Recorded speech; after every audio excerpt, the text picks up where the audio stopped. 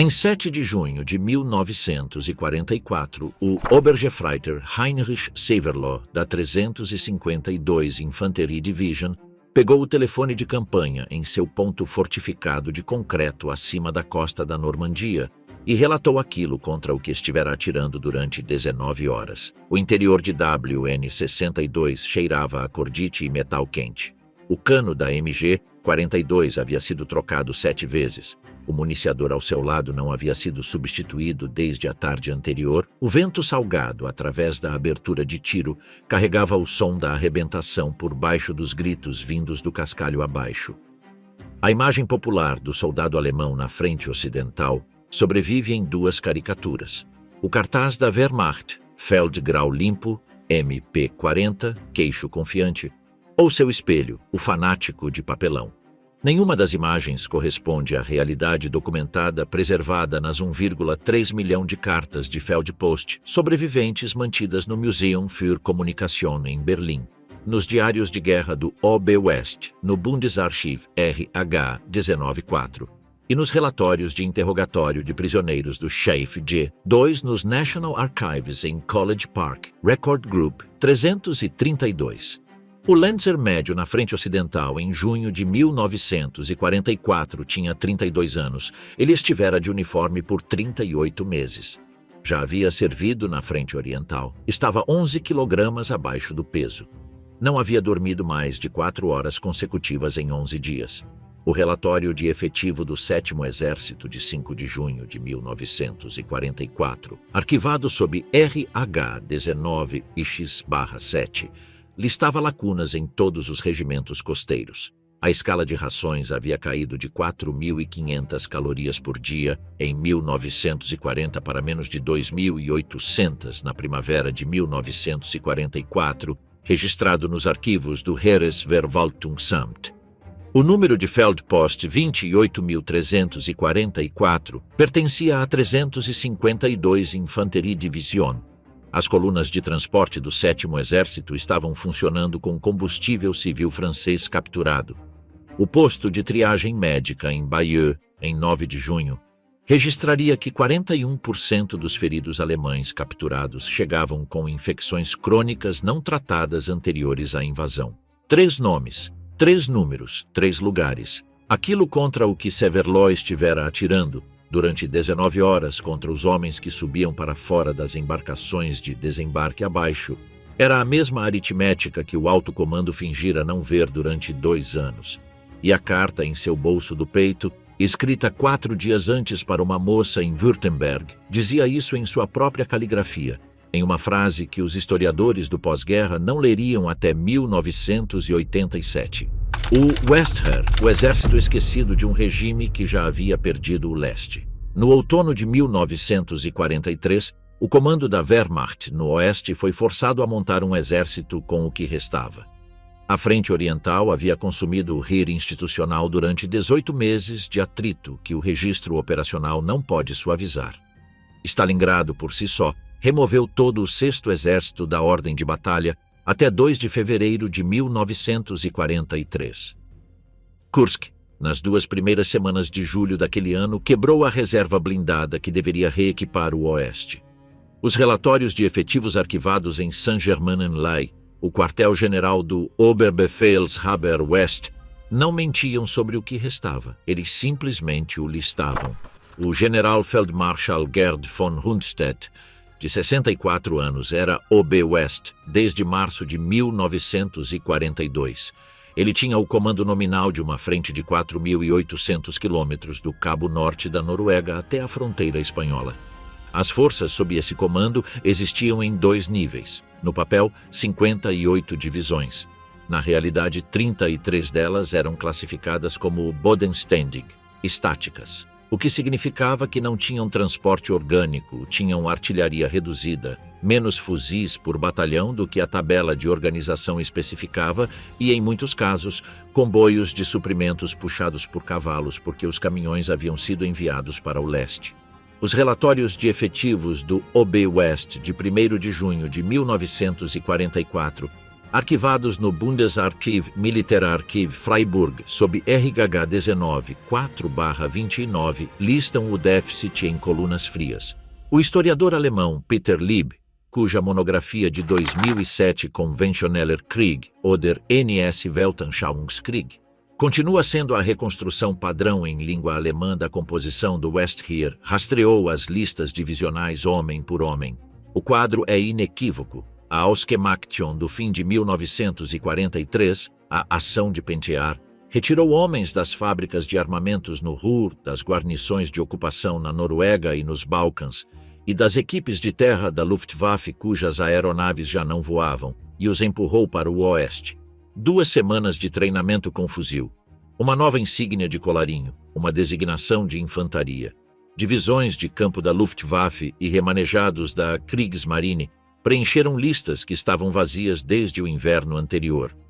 O substituto, que chegou a 716, Infanterie Division em Caen em março de 1944, tinha 41 anos e havia disparado um fuzil pela última vez nas trincheiras da Frente Ocidental em 1918. O substituto, que chegou a 709 em Cherbourg, era um maquinista de 46 anos de Düsseldorf, cujo Verpass registrava uma condição cardíaca.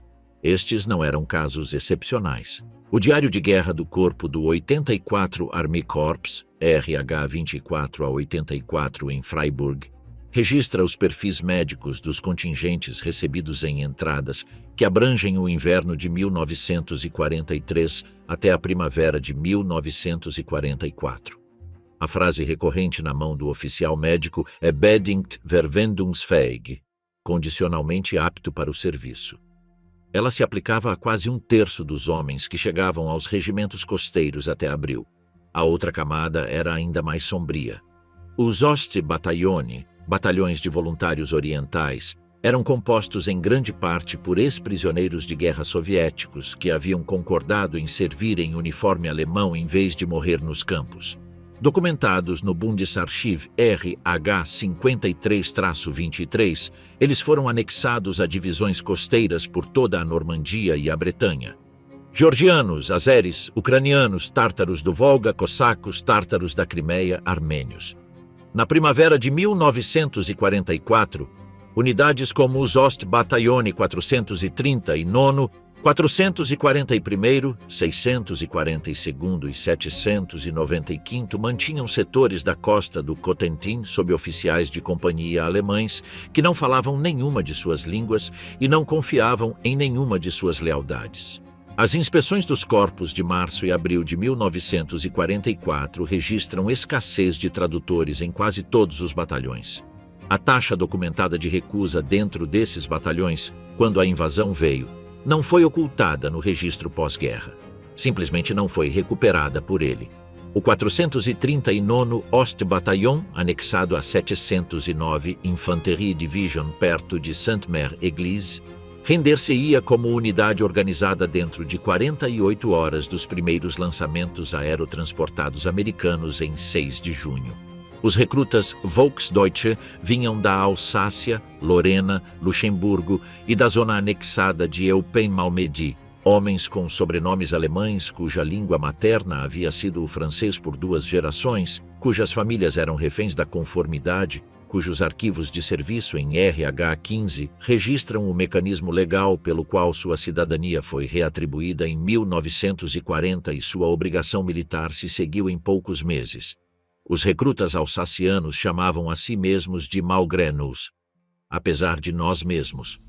Mais de 130 mil deles foram convocados para a Wehrmacht ao longo da guerra. Uma parcela significativa serviu na frente oriental. Uma minoria mensurável foi transferida para o oeste até a primavera de 1944.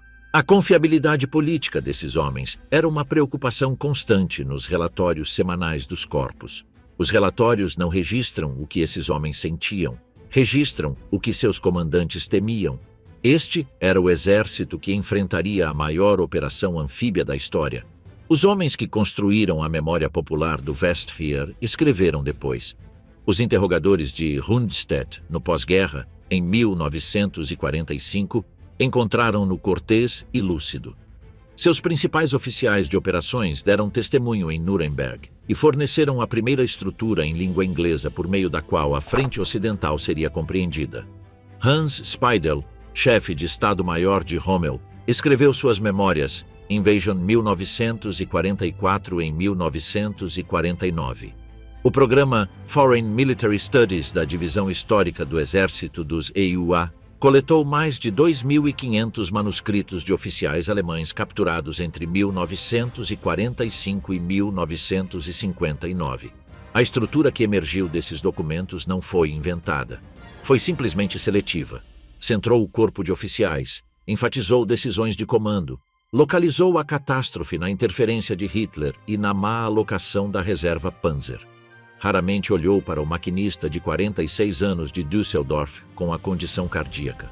O arquivo registrou ambas as histórias. A história publicada recuperou uma. No fim da primavera de 1944, os homens que enfrentariam a invasão já estavam em posição, em concreto, em campos, em casas de fazenda requisitadas de famílias francesas, esperando em uma costa que lhes haviam dito ser inviolável.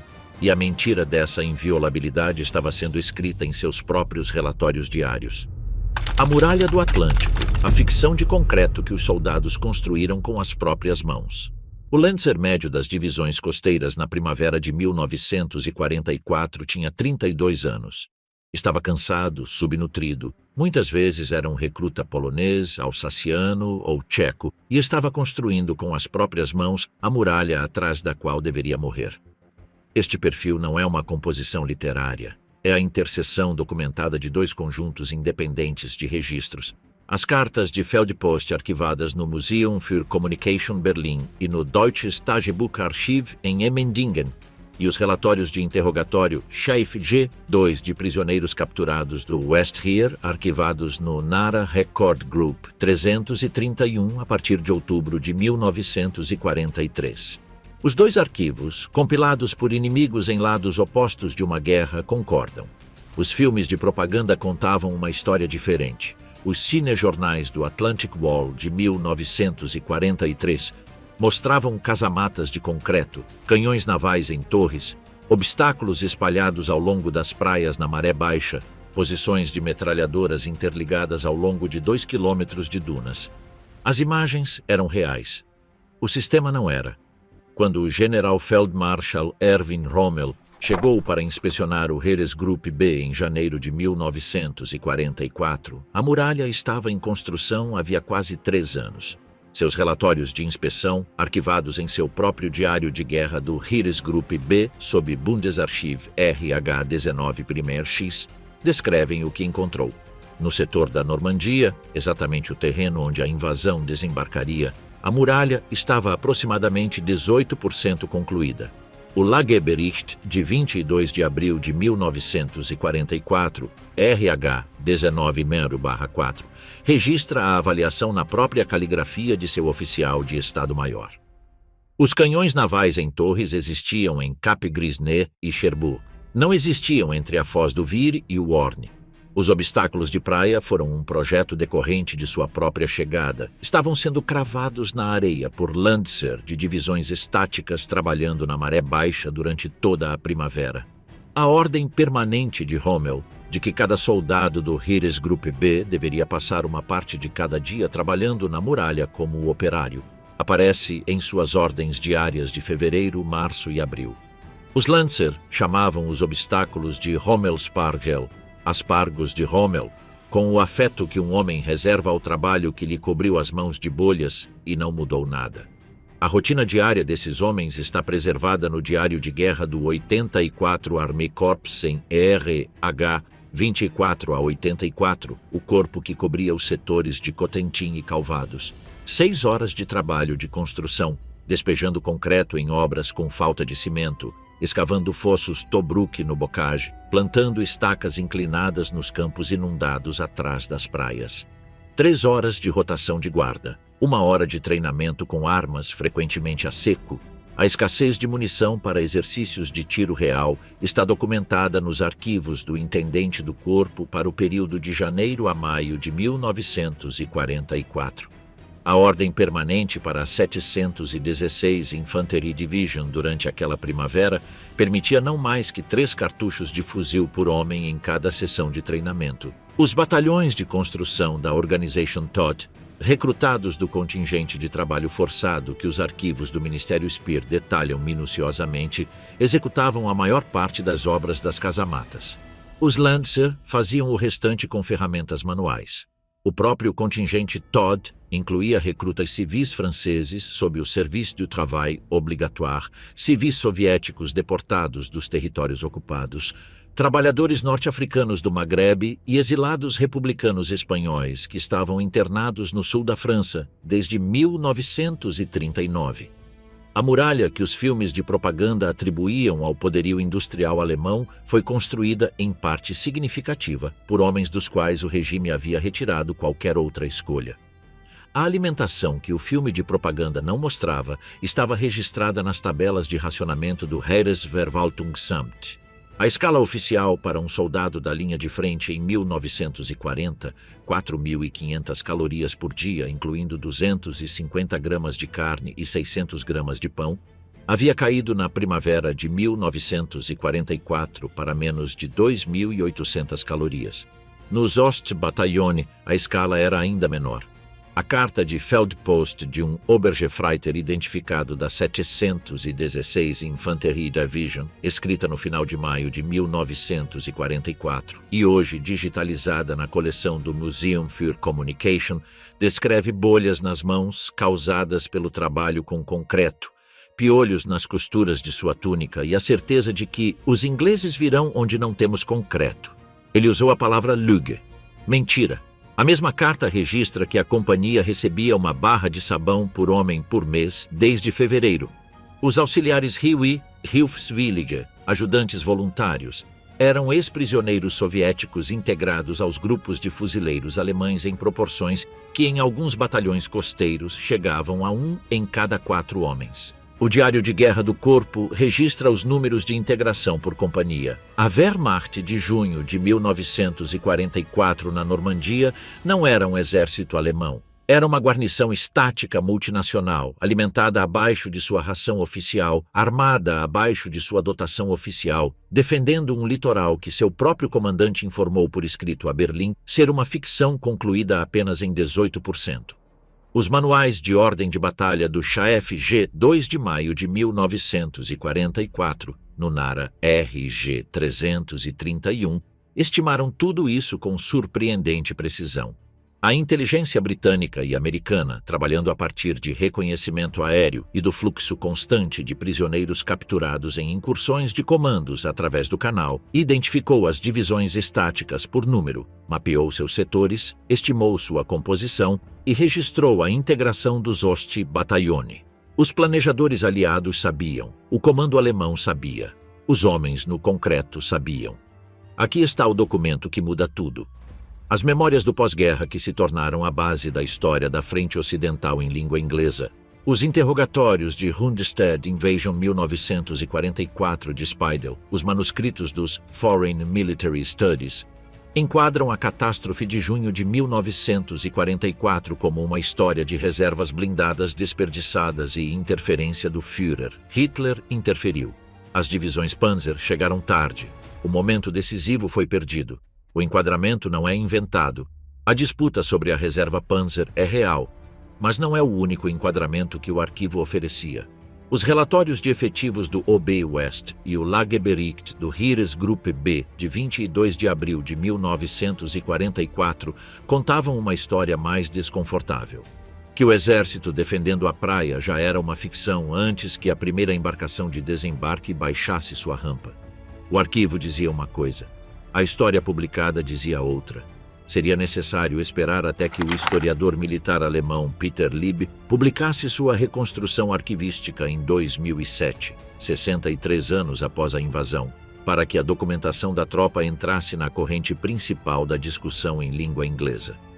Independentemente do que os filmes de propaganda mostravam sobre a muralha do Atlântico, os homens dentro do concreto sabiam o que estava por vir e sabiam, na primeira semana de junho, que o alto comando não acreditava naquilo que seus próprios observadores costeiros estavam relatando. 80 dias na Normandia, a campanha que consumiu o West Here às 6h30 de 6 de junho de 1944, a primeira onda de assalto americana tocou o cascalho ao pé do WN-62 e os homens que atiravam sobre eles estavam acordados havia 31 horas. A MG-42 do Obergefreiter Heinrich Severloh estava posicionada atrás de uma abertura de tiro aproximadamente 50 metros acima da linha da maré alta, do que os mapas operacionais aliados designavam como Easy Red e Fox Green, o setor central da praia que os planejadores aliados chamavam de Omaha. Suas próprias anotações contemporâneas, reconstruídas em suas memórias WN-62, publicadas em 2000, descrevem a manhã em detalhes operacionais. O bombardeio dos navios de guerra ao largo, o fracasso da preparação aérea em criar crateras na encosta, o momento em que as rampas das primeiras embarcações de desembarque se abriram, o ângulo de seu arco de fogo, o consumo de munição registrado por sua unidade hora a hora. Ele atirou, segundo seu próprio relato, durante 9 horas antes que o WN-62 fosse suprimido. Abaixo dele, a aritmética de baixas das 1ª e 29ª Divisões de Infantaria Americanas estava sendo escrita. O seu era um ponto forte entre dezenas. A 352 Infanterie Division, que defendia o setor de Omaha, havia sido deslocada para a linha apenas semanas antes e não constava das estimativas aliadas da ordem de batalha para o assalto. O diário de guerra da divisão, preservado na série RH-26 em Freiburg, registra a manhã hora a hora. Às 9 horas, o comandante do Grenadier Regiment 916, Oberst Ernst Goth, havia comprometido suas reservas. Ao meio-dia, o comandante da divisão, Generalleutnant Dietrich Kreis, relatava penetrações que já não tinha efetivos para conter. Na noite de 6 de junho, a 352 havia sofrido baixas na ordem de 20% de sua força de fuzileiros. Em 11 de junho, o número havia ultrapassado 50%. O relatório de efetivos de 16 de junho lista a divisão como operacionalmente eficaz apenas no nome. A oeste, no Cotentin, a 91ª Luftlanding Infanterie Division estava sendo destruída nas primeiras 48 horas pelas 82ª e 101ª Divisões Aerotransportadas Americanas. Seu comandante, Generalleutnant Wilhelm Falley, foi morto em uma emboscada por paraquedistas na manhã do dia D, enquanto retornava de uma conferência de jogos de guerra em Rennes. A força de combate da divisão foi reduzida em mais da metade dentro de 72 horas. A 716 Infanterie Division, a divisão estática que defendia as praias Sword e Juno, tinha batalhões que, segundo o relatório divisional de 8 de junho, já não existiam como formações de combate. 3 dias. 3 batalhões eliminados do relatório de efetivos. A supremacia operacional aliada era material. O 9º Tactical Air Command, da 9th Air Force dos EUA, colocou centenas de P-47 Thunderbolt sobre o campo de batalha da Normandia durante o dia. Os Jabos, o termo usado pelos Lancer alemães para os caças-bombardeiros, tornaram impossível qualquer deslocamento rodoviário à luz do dia para qualquer coluna sobre rodas. O diário de guerra da Panzer-Lehr Division registra que em 7 de junho, tentando avançar de Le Mans em direção à cabeça de ponte, a divisão perdeu entre 40 e 80 veículos em ataques aéreos em um único dia, dependendo da fonte. Seu comandante, Generalleutnant Fritz Bayerlein, forneceu o número mais alto em um manuscrito do pós-guerra do programa Foreign Military Studies, arquivado no NARA RG 549. A região de Sebes, ao sul de Carentan, o Bocage, devorava a infantaria. O historiador Niklas Zetterling, em sua reconstrução de 2000 Normandy 1944, traçou as curvas de baixas divisionais a partir dos relatórios alemães de efetivos. As divisões da linha de frente perderam entre 50% e 70% de sua força de fuzileiros dentro de 3 semanas após o comprometimento. As emboscadas alemãs com MG-34 e MG-42 nas esquinas das Sebes, alta cadência de tiro, curto alcance, cobertura densa, retirada por estradas encaixadas, compravam tempo ao custo de cada artilheiro apanhado na inevitável barragem de resposta. A ração nas unidades cercadas caiu para menos de 1.400 calorias por dia. Os relatórios médicos do Heeres Group B registram o aumento dos diagnósticos de Gefechtsneurose, exaustão de combate, ao longo de julho. A estação de triagem de Bayeux registrou apenas entre 9 e 30 de junho mais de 1.200 feridos alemães passados para a custódia aliada. Em Caen, a 12 SS Panzer Division Hitlerjugend combateu durante junho e julho com uma força de fuzileiros composta em grande parte por homens de 17 e 18 anos. Eles constituem o mais jovem contingente de combate documentado da Guerra Europeia. Seu comandante em campo, Standartenführer Kurt Meyer, tinha 33 anos. Os assassinatos de prisioneiros canadenses na Abaie d'Ardennes nas noites de 7 e 8 de junho, o que os historiadores chamam de massacres da Abadia de Ardennes, registrados na transcrição do julgamento por crimes de guerra de Aurich, de dezembro de 1945, na Diretoria de História do Departamento de Defesa Nacional do Canadá, colocaram Meyer sob uma sentença de morte posteriormente comutada. O registro do julgamento é o documento. 20 soldados canadenses dos North Nova Scotia Highlanders e dos Sherbrooke Fusiliers não sobreviveram à noite. Meyer foi libertado da custódia em 1954, um fato que a imprensa canadense do pós-guerra não permitiu que a classe política esquecesse durante o restante da década. Os relatórios aliados de interrogatório de Lanzer, capturados no campo de trânsito de Kempton Park, na Inglaterra, arquivados no The National Archives em Kew, sob a série W, o 208, registram o testemunho de homens trazidos através do Canal da Mancha durante junho, julho e agosto. Os interrogadores observaram exaustão, fome, piolhos, perda de 11 quilogramas de peso e a ausência de qualquer crença de que a guerra ainda pudesse ser vencida. Os perfis políticos variavam. Alguns eram nazistas convictos. A maioria não era. Muitos haviam servido na frente oriental e não tinham mais ilusões a perder. Um resumo de um interrogador, escrito no final de julho e preservado na série WO-208, observou que os homens capturados da 352 Divisão falavam da invasão da maneira como homens falam de uma inundação. Não como algo que haviam combatido, como algo que havia chegado. O fechamento da Bolsa de Falaise entre 17 e 21 de agosto selou o que restava de 2 exércitos alemães em um corredor ladeado por veículos destruídos, cavalos mortos, artilharia abandonada e os destroços de uma força que havia deixado de funcionar como um exército coerente. Os relatórios de baixas do OKW de 22 de agosto de 1944, complementados pelos números reconstruídos por Zetterling, situam o total da Normandia em 80 dias em aproximadamente 290 mil homens mortos, feridos, capturados ou desaparecidos, o equivalente à destruição de aproximadamente 25 divisões completas. O interrogatório da chefe de um Lancer, identificado capturado em Falaise em 19 de agosto, registrado naquele verão e revelado nos National Archives na década de 1970, descreve caminhar desarmado ao lado de milhares de seus camaradas pelo corredor sob um céu repleto de aeronaves aliadas. Ele usou a palavra Friedhof, cemitério.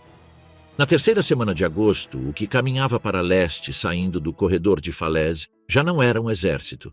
Era a fração sobrevivente de um. E os homens dentro dessa fração contariam uma história quando finalmente a contassem, que as histórias oficiais aliadas não estariam prontas para ouvir durante 40 anos.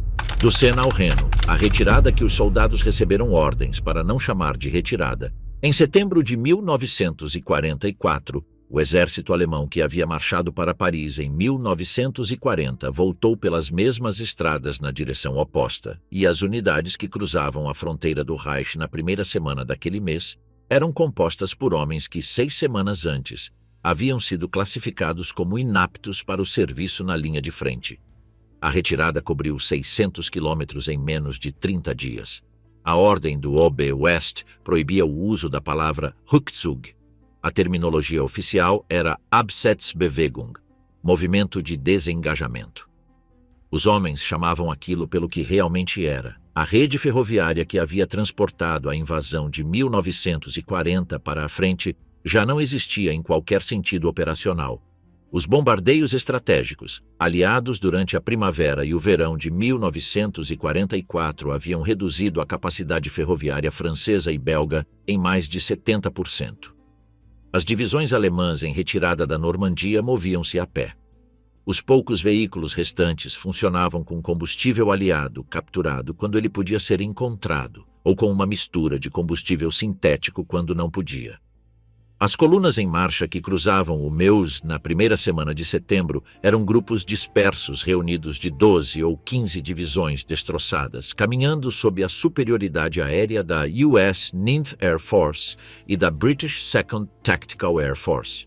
As testemunhas civis nas aldeias fronteiriças da Bélgica e de Luxemburgo, cujos depoimentos foram posteriormente reunidos pelo historiador Jan van Velkenhuizen, descreveram colunas movendo-se apenas à noite, dispersando-se em bosques e edifícios rurais ao amanhecer, com os homens parando para beber em bebedouros de gado porque já não tinham cantis. Atrás dessas colunas, os postos de controle da Feldgendarmerie aguardavam. A polícia militar da Wehrmacht havia sido autorizada, por uma ordem assinada pelo Generalfeldmarschall Wilhelm Keitel, no final do verão de 1944, a processar sumariamente soldados separados de suas unidades. Os historiadores Manfred Messerschmitt e Fritz Wüllner, em sua reconstrução arquivística de 1987 de Wehrmachtjustiz im Dienste des Nationalsozialismus, documentaram a escala, mais de 22 mil sentenças de morte confirmadas da Wehrmacht ao longo de toda a guerra, com a maior concentração ocorrendo nos 12 meses finais. Entre setembro de 1944 e janeiro de 1945, pelo menos 12 mil soldados alemães foram executados por seu próprio sistema de justiça militar por deserção ou por Wehrkraftzersetzung, minar o moral militar. Os números foram reconstruídos a partir dos arquivos sobreviventes dos Feldgerichte no Bundesarchiv. A Wehrmacht do último inverno estava punindo seus próprios homens em uma escala sem precedentes na história militar europeia moderna. A carta Feldpost de um Lenzer identificado da 89 Infanterie Division, escrita de uma posição no Hürtgenwald em dezembro de 1944, recuperada de seus pertences pessoais após a guerra e mantida em um depósito familiar no Deutsches Tagebucharchiv Emmendingen, descreve um posto de controle em um cruzamento a oeste de Schmidt. Um amigo, separado da unidade durante a retirada da noite anterior, recebeu ordem para sair da coluna. A carta não descreve o que aconteceu depois. Registra apenas que o nome do amigo nunca mais apareceu no relatório matinal da companhia. O historiador deve ler nas entrelinhas. O Bundesarchiv não precisa.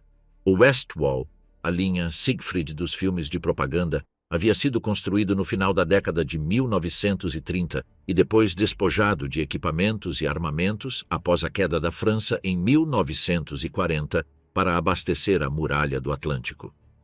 As unidades que recuavam por Aachen e pela região do Eifel em setembro de 1944 herdaram bunkers de concreto que já não possuíam as armas pesadas para as quais suas aberturas de tiro haviam sido projetadas.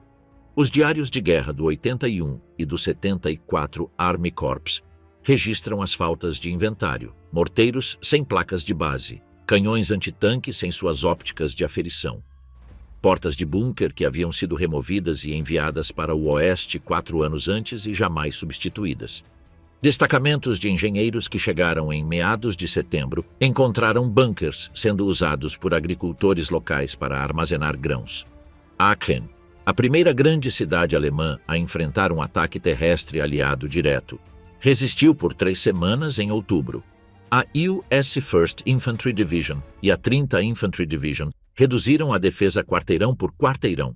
Os defensores, compostos em grande parte pela 246 Volksgrenadier Division e por batalhões policiais improvisados, lutaram em um centro urbano já meio destruído pelos bombardeios.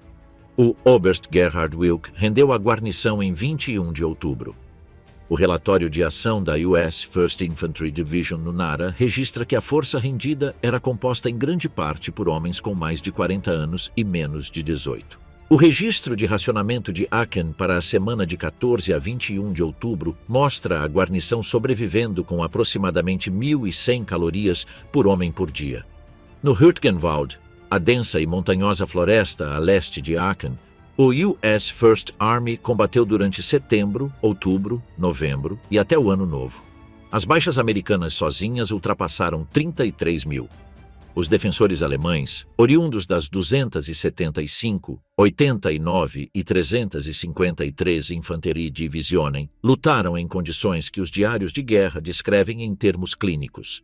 Sem roupas de inverno, sem refeições quentes à frente dos quartéis generais regimentais, reforços compostos por homens acima de 40 anos e rapazes de 16, e a escassez documentada de roupas de inverno em novembro de 1944. A série Foreign Military Studies no NARA RG 549, os manuscritos do pós-guerra ditados por oficiais alemães capturados entre 1945 e 1959, preserva os relatos operacionais desses combates em mais de 2.500 estudos individuais. O general-major Rudolf von Gersdorff, ditando seu relato do Hürtgen em 1946 sob supervisão americana, registrou que suas divisões recebiam substituições em um ritmo incapaz de acompanhar sequer os casos de congelamento. As divisões Volksgrenadier, reconstituídas durante o outono de 1944, foram a última mobilização de mão de obra do regime. Convalescentes de hospitais da retaguarda, equipes de terra da Luftwaffe cujas aeronaves estavam paradas por falta de combustível, marinheiros da Kriegsmarine cujos navios já não podiam navegar, rapazes de 17 anos, o Volkssturm, a mobilização da Guarda Nacional de novembro de 1944, acrescentou homens na faixa dos 50 e 60 anos, frequentemente armados com fuzis da Primeira Guerra Mundial e uma braçadeira como uniforme.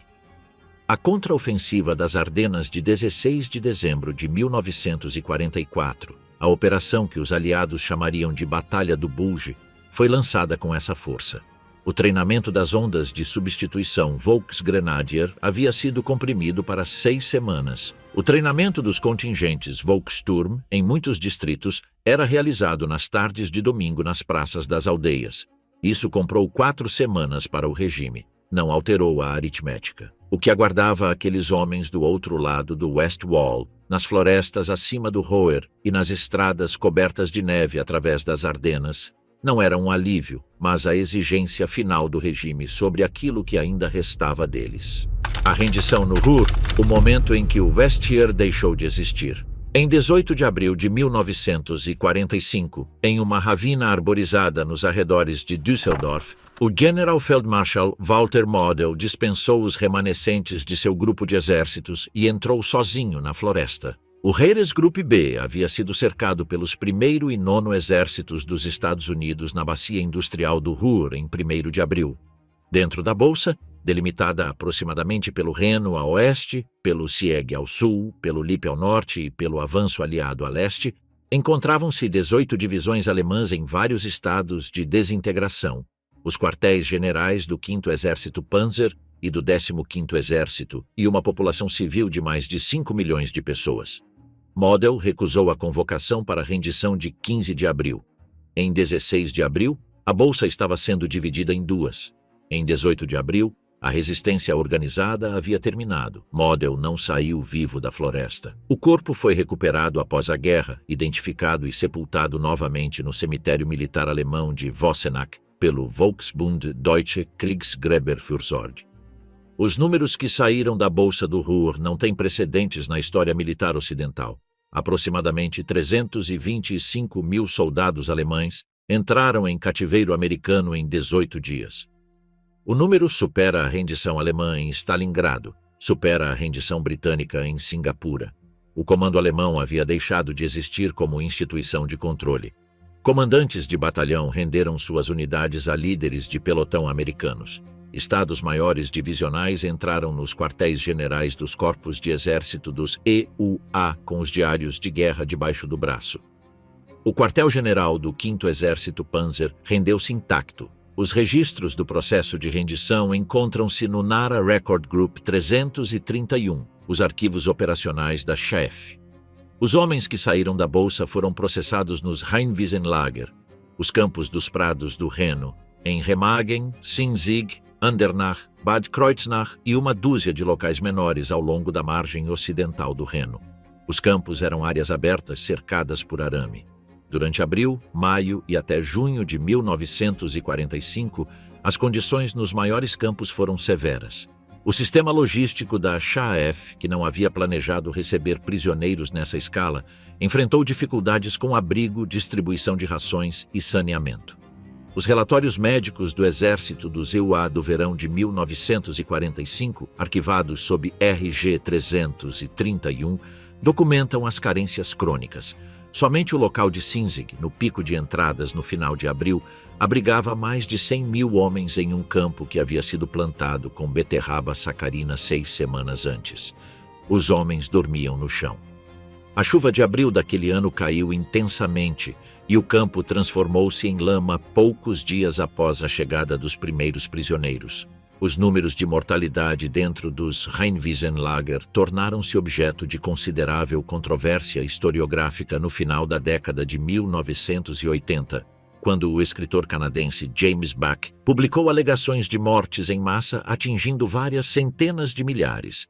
As alegações foram refutadas de forma abrangente no volume acadêmico de 1992, Eisenhower and the German POWs, editado por Günter Bischoff e Stephen Ambrose, que se baseou na documentação completa da Comissão Maschke.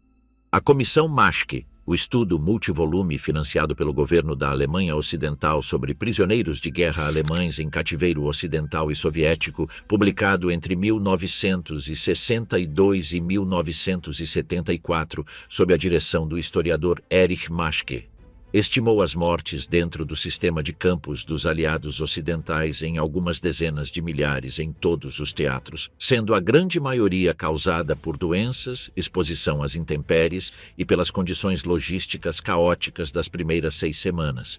O número é elevado. Não é o número que Bach alegou. A historiografia está resolvida. A memória popular em alguns círculos não. Os cronogramas de libertação dos prisioneiros da Frente Ocidental variaram fortemente de acordo com o captor e a categoria. Os americanos começaram a processar liberações rotineiras no verão de 1945 e concluíram a maior parte da repatriação até o final de 1946.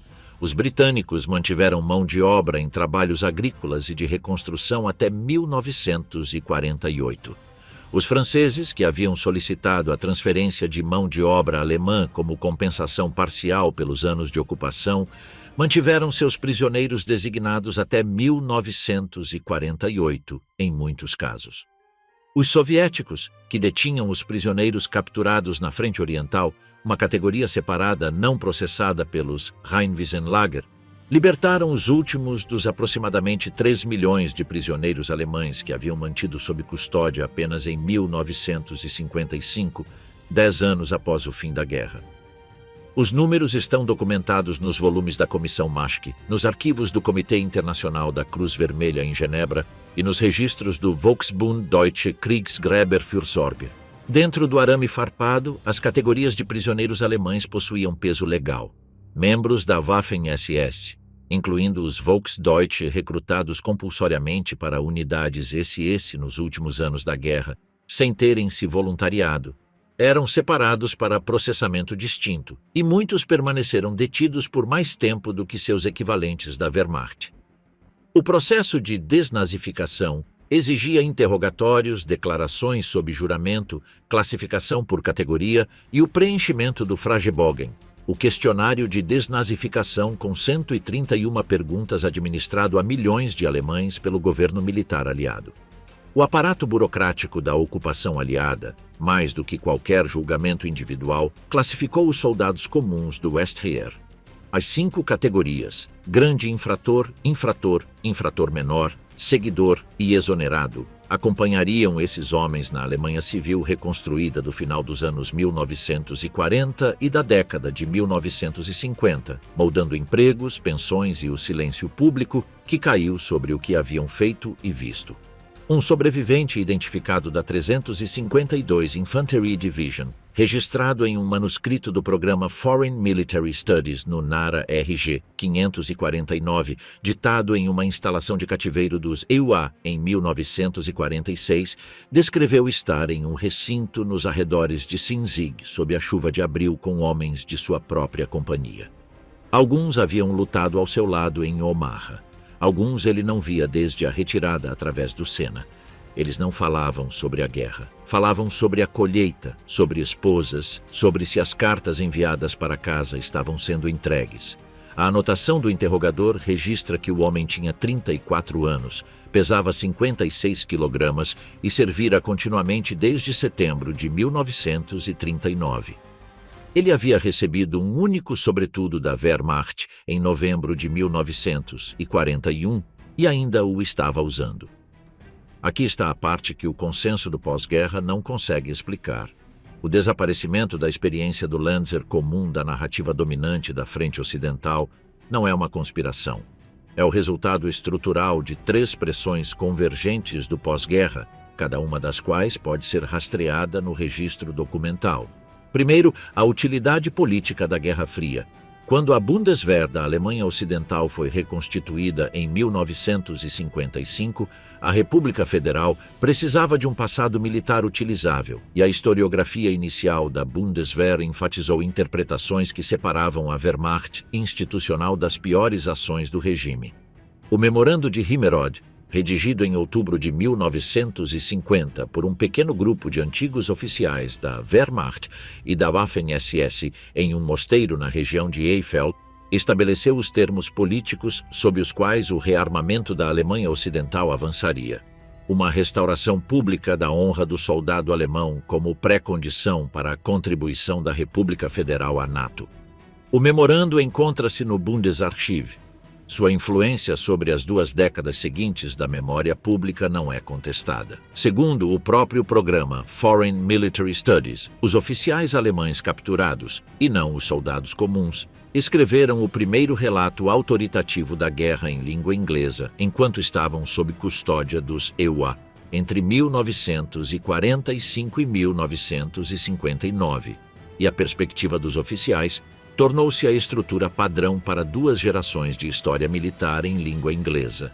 Terceiro, o mercado editorial da década de 1950. O público leitor preferia narrativas de Rommel e tanques às cartas Feldpost de um Obergefreiter de Württemberg, e as editoras responderam à demanda que existia. O arquivo continha a voz dos soldados comuns desde o início. A história publicada não a recuperou durante 40 anos. O mecanismo era estrutural. O resultado foi o mesmo. O que veio depois, para os homens atrás do arame, não foi o fim de sua guerra, apenas o fim da parte que os livros didáticos acabariam concordando em lembrar. O que a Feldpost finalmente disse, e as décadas que levou para ser ouvida. No porão do Museum für Communication na Leipziger Straße, em Berlim, entre 1,3 e 3 milhões de cartas Feldpost de soldados alemães da Segunda Guerra Mundial repousam em caixas livres de ácido e cada uma delas possui um endereço de retorno, uma data e uma caligrafia que já não está em disputa. A coleção cresceu através de doações ao longo das décadas do pós-guerra. Viúvas morreram e seus filhos enviaram as cartas. Filhos esvaziaram os sótãos de mães que haviam sobrevivido aos maridos por meio século. Netos encontraram os maços amarrados com barbante em gavetas de fazendas espalhadas pela Baviera, Württemberg, Saxônia e Renânia, e os entregaram ao arquivo em vez de jogá-los fora. O Deutsches Tagebucharchiv em Emmendingen, fundado em 1998 na aldeia da Floresta Negra, da qual herdou o nome, guarda dezenas de milhares de documentos adicionais, diários, coleções de cartas, papéis de família doados por alemães que viveram o regime, a guerra e o longo silêncio que se seguiu. O catálogo do Westheer, contido nessas cartas, é mais detalhado do que qualquer memória do pós-guerra poderia reproduzir. O número Feldpost 28.344 da 352 Infantry Division. O número Feldpost 25.686 da 716. O número Feldpost 31.075 da 12. SS Panzer Division. Cada número conduz a uma unidade. Cada unidade conduz a um setor. Cada setor conduz a uma data. As cartas nas caixas, organizadas por número Feldpost, reconstroem o mapa operacional do exército alemão no oeste semana após semana, a partir do ponto de vista dos homens que estavam dentro dele. A recuperação institucional desse arquivo ocorreu lentamente. O Militärgeschichtliches Forschungsamt, o escritório de pesquisa de história militar do exército da Alemanha Ocidental, foi fundado em Freiburg em 1957. Sua missão nas primeiras décadas era a história operacional da Wehrmacht, escrita por antigos oficiais da Wehrmacht que haviam sobrevivido à guerra. A série de 10 volumes, Das Deutsche Reich und der Zweite Weltkrieg, publicada entre 1979 e 2008, transformou o campo. Era baseada em arquivos, documentada e disposta a seguir o registro documental para onde ele levasse. Seus volumes sobre a Frente Oriental e sobre os crimes do regime na União Soviética ocupada forçaram o reconhecimento institucional de que a narrativa da Wehrmacht limpa dos anos 1950 não podia sobreviver aos documentos. O MGFA, reestruturado em 2013 como Zentrum für Militärgeschichte und Sozialwissenschaften der Bundeswehr, ZMSBW, continua sendo a principal voz institucional da história militar profissional alemã. Seu catálogo bibliográfico, aberto a qualquer leitor, lista mais de 350 mil volumes. O acerto de contas, que foi forçado à vista do público, ocorreu em 1995. O Instituto de Pesquisa Social de Hamburgo abriu a exposição conhecida como Wehrmachtsausstellung, Crimes da Wehrmacht, em março daquele ano, organizada pelo historiador Hannes Heer, com colegas incluindo Klaus Naumann. A exposição percorreu 33 cidades alemãs e austríacas até 1999. Atraiu protestos de um tipo que não se via na Alemanha do pós-guerra desde a transmissão da minissérie americana Holocaust em 1979. Também atraiu críticas de historiadores profissionais quanto a detalhes factuais, o que levou à sua revisão e reabertura em 2001, sob padrões documentais mais rigorosos. A exposição revisada encerrou suas atividades em 2004. O que ela havia feito não podia ser desfeito. A tese da Wehrmacht limpa, já em erosão na pesquisa especializada havia 2 décadas, não podia mais ser defendida em uma discussão pública séria. A frequência acumulada das exposições original e revisada ultrapassou 1,2 milhão de visitantes. O silêncio institucional de 50 anos havia sido quebrado em uma praça pública diante das câmeras em cidades das quais os homens do Westheer haviam sido recrutados. O historiador Wolfram Wette, em seu estudo de 2002 Die Wehrmacht, Feindbilder, Vernichtungskrieg, Legenden, publicado em inglês em 2006 como The Wehrmacht, History, Myth, Reality, sintetizou o acerto de contas acadêmico do pós-guerra em um único volume. A reconstrução arquivística do Westheer, realizada por Peter Lieb, veio em seguida, em 2007. A história operacional detalhada do exército no Oeste já não era um segredo de especialistas. Estava impressa, revisada por pares e podia ser citada. E então, no início dos anos 2000, surgiu o arquivo que ninguém sabia que ainda existia.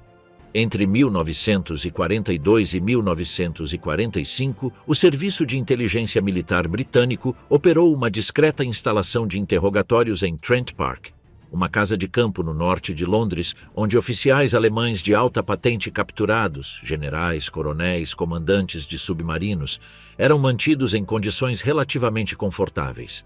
Os cômodos estavam grampeados. As conversas eram transcritas. As transcrições totalizavam aproximadamente 50 mil páginas. Após a guerra, os arquivos foram classificados e mantidos nos arquivos britânicos em Kew, sob a série W, o 208. Foram liberados em etapas entre o final dos anos 1990 e o início dos anos 2000. O historiador alemão Sönke Neitzel os descobriu em 2001. Juntamente com o psicólogo social Harald Welzer, produziu em 2011 a obra Soldaten, Protokolle vom Kämpfen, Töten und Sterben, publicada em inglês como Soldaten, On Fighting, Killing and Dying.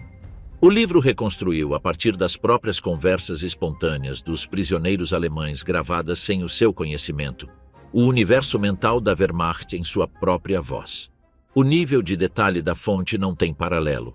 As conversas abordavam táticas, camaradas, mulheres, comida, música e a narração casual de atos que os homens presumiam jamais chegariam a um tribunal ou à mesa de um historiador. O que as transcrições de Trent Park e o arquivo Feldpost estabeleceram em conjunto já não está em disputa séria na historiografia. O Landser da Frente Ocidental em 1944 estava exausto, subnutrido, frequentemente era um recruta não alemão, muitas vezes um veterano da Frente Oriental, às vezes um nazista convicto, mais frequentemente não, leal aos seus camaradas imediatos, desprezando o regime em suas cartas privadas, obediente em suas ações, cúmplice do aparato ao qual servia e consciente, já na primavera de 1944, de que a guerra não podia ser vencida. O retrato está documentado, o retrato pode ser verificado. O retrato está no catálogo, o acerto de contas jurídico correu em paralelo. O julgamento do Einsatzkommando de Ulm, em 1958, conduzido no sistema judicial da Alemanha Ocidental, em vez de sob jurisdição aliada, rompeu a suposição do pós-guerra de que as piores ações do regime haviam sido limitadas à liderança da SS. Os julgamentos de Auschwitz, em Frankfurt, de 1963 a 1965, conduzidos pelo promotor Fritz Bauer, levaram membros da equipe do campo perante juízes e jurados alemães. Os julgamentos forçaram o público alemão, através da imprensa, dos depoimentos das testemunhas e dos documentos apresentados como prova, a confrontar um registro que as conveniências políticas dos anos 1950 haviam preferido manter comprimido. A cobertura diária do jornalista Bernd Naumann, do Tribunal de Frankfurt, reunida e publicada em 1965, continua sendo um dos monumentos documentais do acerto de contas alemão. Nas mesmas décadas, os projetos alemães de história oral iniciaram seu trabalho. Os Zeitzeugen, testemunhas do tempo, foram gravados em seus últimos anos ao longo das décadas de 1990 e 2000 por programas universitários, arquivos regionais e emissoras públicas. A coleção do Bundesarchiv em Koblenz contém milhares de horas de testemunhos gravados. O Arquivo Estadual de Württemberg em Stuttgart guarda dezenas de gravações de veteranos do Westheer das cidades e aldeias do sudoeste do Land, homens com 80 e 90 anos falando a historiadores e aos próprios netos sobre aquilo que haviam carregado em silêncio por meio século. As gravações são marcadas por tempo, indexadas e cruzadas com os acervos Feldpost. Muitos dos homens mencionados nas cartas Feldpost podem ser ouvidos, já idosos, descrevendo os mesmos dias de memória. Aqui está a parte a qual a memória cinematográfica e popular da Frente Ocidental ainda não alcançou. A história detalhada do Westheer não é contestada por historiadores sérios. As unidades identificadas, os homens identificados, as cartas identificadas, as transcrições identificadas de prisioneiros de guerra, as ordens operacionais identificadas, os diários de guerra identificados, os relatórios médicos identificados, as tabelas de racionamento identificadas, os testemunhos identificados de sobreviventes, os historiadores identificados e os anos em que seus livros apareceram. Tudo isso está publicado. Tudo isso foi revisado por pares. Tudo isso está digitalizado ou em processo de digitalização. Tudo isso está acessível a qualquer leitor com um cartão de biblioteca e disposição para sentar-se e estudá-lo. Uma estudante em Stuttgart em 2024 pode ler a verdadeira carta Feldpost de junho de 1944 de um Obergefreiter de 32 anos de sua própria cidade, em sua própria caligrafia, de uma maneira que sua avó não poderia em 1960. O registro sempre esteve lá. O que faltava era a disposição, institucional, política e geracional, de ler o que ele realmente dizia. A prova já existe dentro do arquivo. A lacuna não é probatória, é de transmissão. O registro sempre esteve lá. O que faltava era a disposição, institucional, política e geracional, de ler o que ele realmente dizia. A carta está datada de 2 de junho de 1944. É endereçada a uma jovem mulher em uma aldeia nos arredores de Heilbronn, em Württemberg. O Obergefreiter que a escreveu estava em WN 62 havia 11 semanas. Tinha 32 anos, havia servido na Frente Oriental durante o inverno de 1941 a 1942 e o verão de 1943. Pesava 61 quilogramas quando sua unidade realizou a última pesagem em 28 de maio de 1944, 11 quilogramas abaixo do padrão do Exército para sua altura. Escreveu a lápis porque a tinta de sua caneta tinteiro havia congelado durante o inverno anterior na Frente Oriental e a pena já não era confiável. Ele lhe disse, em uma frase que os historiadores do pós-guerra não leriam até décadas mais tarde, que não acreditava que a muralha que lhe haviam ordenado defender resistiria.